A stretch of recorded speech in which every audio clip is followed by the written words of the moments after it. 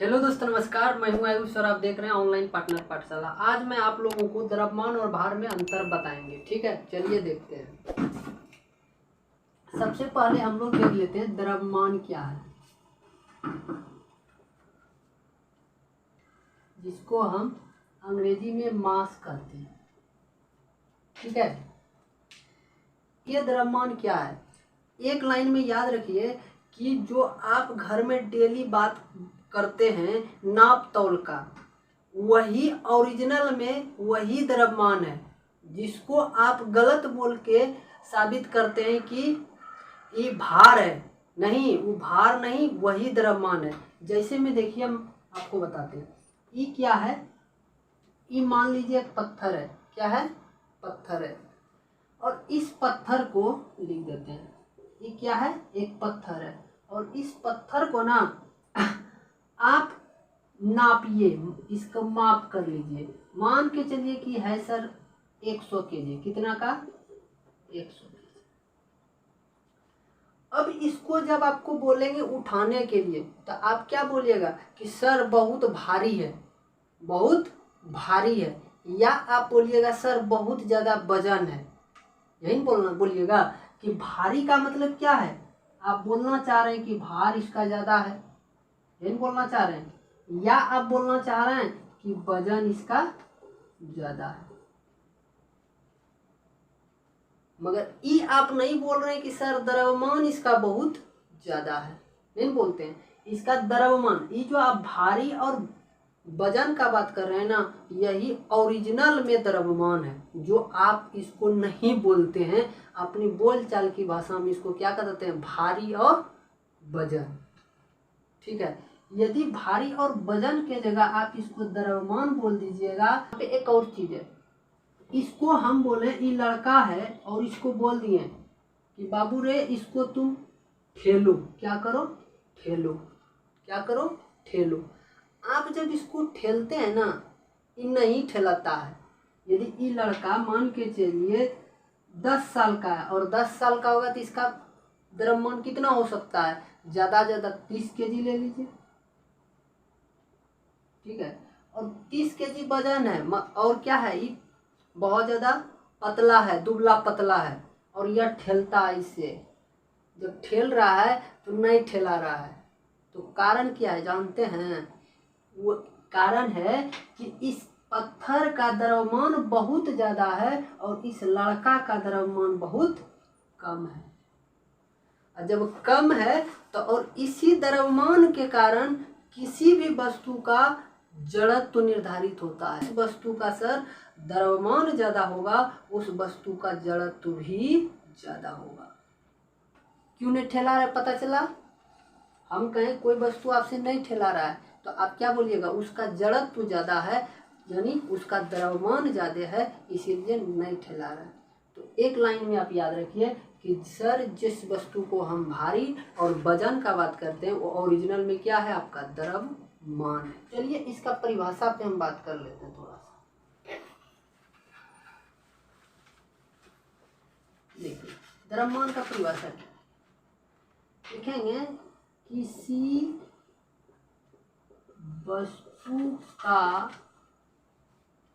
वस्तु के पदार्थ की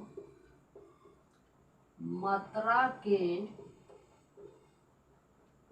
परिमाण को द्रव्यमान कहते हैं। द्रव्यमान कहते हैं। अगला स्टेप, द्रव्यमान जो है, द्रव्यमान को अच्छा हम कहें किसी चीज को उठाने के लिए, किसी को चीज को ठेलने के लिए आपको कभी भी दिशा का जरूरत पड़ेगा नहीं। तो हम कह सकते हैं सर द्रव्यमान क्या है? अदिश राशि है, इसको कोई भी दिशा का जरूरत नहीं है। इसको सिर्फ क्या चाहिए? परिमाण चाहिए। अदिश राशि है। अब देखिए द्रव्यमान 60 है और द्रव्यमान का योग कहीं नहीं बदलता है। लिख देते हैं द्रव्यमान कभी भी किसी स्थान पर नहीं बदलता है। ठीक है, और बात करते हैं। द्रव्यमान कभी भी किसी स्थान पर नहीं बदलता है। द्रव्यमान का जो मान है ना, कभी शून्य नहीं होगा। मान के चलिए ई भी है ना, एक सुइया भी है ना, उसका भी कुछ ना कुछ द्रव्यमान है। यानी यदि वो वस्तु है और वस्तु है तो उसका द्रव्यमान कुछ न कुछ होगा। यानी कोई भी वस्तु का द्रव्यमान शून्य नहीं होता है, मतलब द्रव्यमान शून्य होवे नहीं करता। लिख देते हैं, द्रव्यमान शून्य नहीं होता है। ठीक है, अब द्रव्यमान को मापते किस में है, तो केजी में मापते हैं। द्रव्यमान का मात्रक केजी है।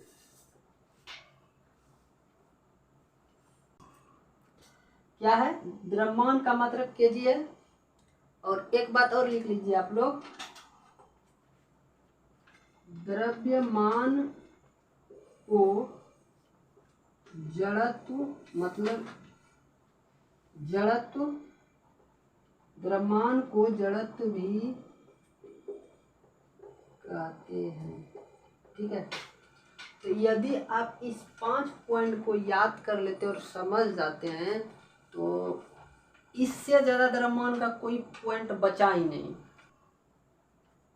ये हुआ आपका भार, और इसी भार को अंग्रेजी में कहते हैं वेट। क्या कहते हैं, वेट। और भार को ही हम कह सकते हैं वजन, और वजन को ही क्या कहते हैं, बल। ये सब इसका नाम है। ठीक है, ये एक वस्तु है। क्या है, वस्तु है। क्या है भैया, वस्तु है। ये क्या है, एक वस्तु है। और इस वस्तु को हम कहें, और यहाँ पे यानी ऊपर रखल है। ठीक है, और इस वस्तु को ये पृथ्वी है। क्या है, पृथ्वी। तो पृथ्वी इस पे एक बल लगाती है,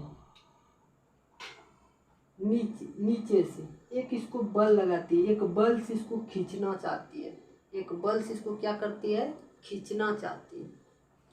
और इसी खिंचाव को हम लोग कहते हैं आकर्षण बल।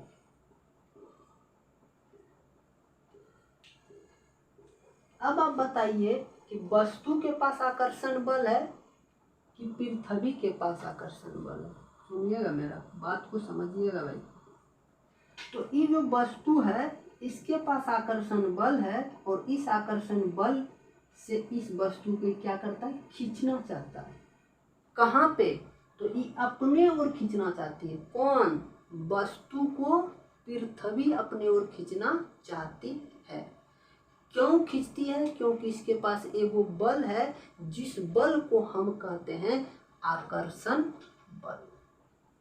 ठीक है, इसी आकर्षण बल को हम लोग कह देते भाई भार। क्या कह देते हैं, भार या वजन या बल। इसी आकर्षण बल को आप कह सकते हैं भार, वजन या खाली बल। अब कहें ये वस्तु है सर, आप अभी क्या बोले कि वस्तु जितना, मान के चलिए ये वस्तु है 50 केजी का, तो ये 50 केजी इसका की है, तो कहिएगा सर अभी तो आप बोले कि द्रव्यमान है कि नहीं, ये क्या है, द्रव्यमान। और जब इसको खींचती है ना, जब इसको इससे खींचती है तो जितना है उतने रहेगा। ये 50 किलो का कभी कम रह सकता, हो सकता है खींचने पर, पृथ्वी पे लाने पर, तो कहिएगा नहीं होगा।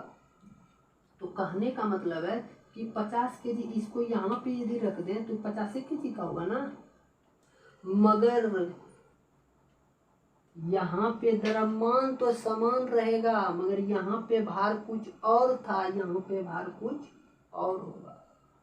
इस चीज को भी हम सिखाते हैं आपको, बस एक तो परिभाषा लिख लीजिए। उसके बाद किसी वस्तु को पृथ्वी अपनी ओर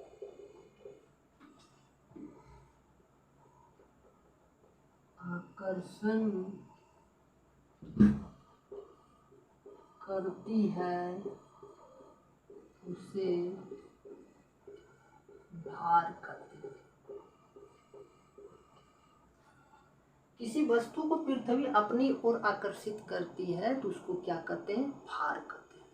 ठीक है, अब भार कहते हैं उसको, तो मतलब यहाँ पे कोई वस्तु है, ठीक है, यहाँ पे कोई वस्तु है, इसको नीचे से क्या कर रहा है? वो बल लग रहा है, और जब ही नीचे जाएगा तो इसका भार, यहाँ पे भार कुछ और है, यहाँ पे भार इसका क्या होगा? तो इसी का नाम तो भार है। यानी जितना बल से इसको खींच रही, जितना बल से इसको आकर्षण कर रही है, उसी का नाम क्या है? भार है। समझ गए? आपको हम बोलते हैं, आप सीखिएगा। भार को की कह दिए? बल। भार एक लोग बल के हैं, और बल का आपको फॉर्मूला क्या होता है बताइए? बल बराबर होता है सर द्रव्यमान गुना त्वरण। द्रव्यमान गुना त्वरण। इसको बल को F कहते हैं, फोर्स, इसको M गुना इस समानुपाती M गुना A। ठीक है, या क्या? या F बराबर M, G भी इसको कहते हैं ना, M गुना G। अब G क्यों? A मतलब त्वरण, G क्यों? तो गुरुत्वीय त्वरण का मान G है, नाम G है, छोटकी G। अब देखिए, त्वरण और गुरुत्वीय त्वरण में अंतर किया है, इसको भी समझिए। आप जब पृथ्वी पे चलते हैं ना, मोटर का एक्सीलरेटर, इसी का नाम तो त्वरण है, और यही काम आप ऐसे ऐसे ऊपर करने लगिए, इसका नाम है गुरुत्वीय त्वरण। ऐसे ऐसे ऐसे, तो इसी का नाम क्या है? गुरुत्वीय त्वरण। जब आप ऊपर नीचे वाला कंडीशन आएगा तो त्वरण क्या बन जाएगा? गुरुत्वीय त्वरण। और यदि ऐसे ऐसे वाला कंडीशन रहेगा तो इसको कहेंगे त्वरण। समझ गए? कोई दिक्कत नहीं। अब आप यहाँ पे समझिए, तो हमको क्या चाहिए? बल बराबर नहीं, हमको भार पढ़ना है। भार को बल कह सकते हैं, ठीक है। देखिए, इस भार को क्या कहते हैं? वेट। वेट का मतलब कि W, हम लिख सकते हैं इसको W बराबर M इंटू G। ई आपको पढ़ना है, याद ही रखना, समझे? W बराबर M इंटू G। अब कहें क्वेश्चन, क्वेश्चन है आपके बुक में, ठीक है। किसी वस्तु का द्रव्यमान 60 केजी है, तो पृथ्वी पर वस्तु का भार क्या होगा? यह क्वेश्चन। तो इसको आप लोग फॉर्मूला जानते हैं क्या? भार बराबर M इंटू G। G का भी मान आपको पता है कितना? 9.8 मीटर पर सेकंड स्क्वायर, या आप 10 मीटर पर सेकंड स्क्वायर ले सकते हैं। हमको W निकालना है, W नहीं दिया है। द्रव्यमान कितना? 60, और ई तो आप जान रहे हैं इतना होता है।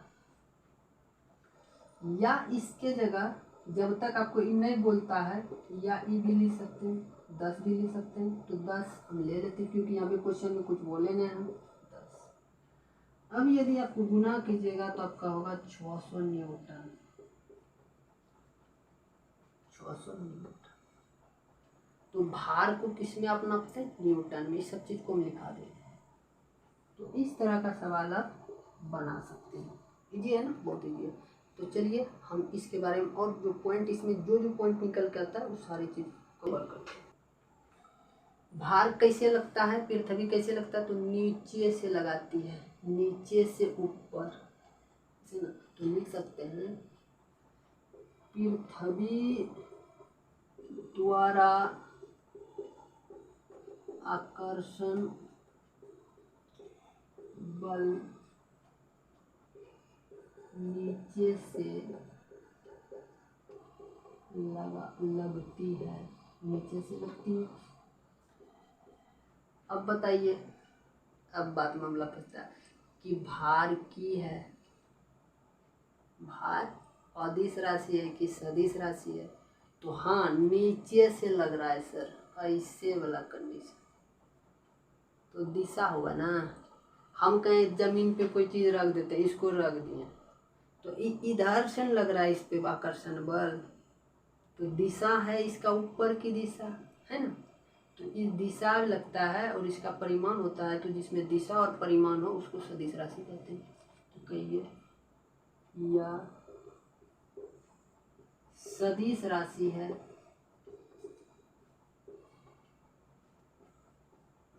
ठीक है। और भार जो होता है ना, शून्य होता है, भार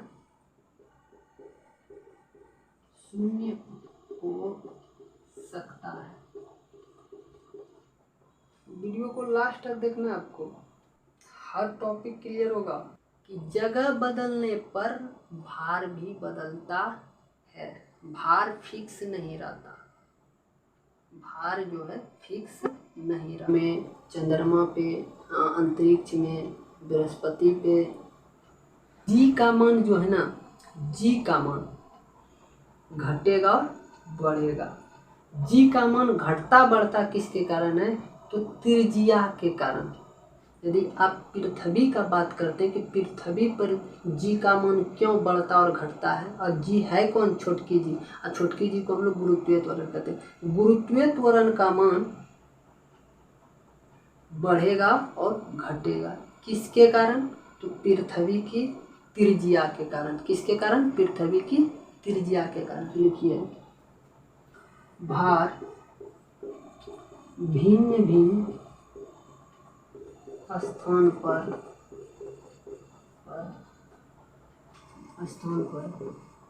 इसको मिटा दीजिए। भिन्न भिन्न होती है।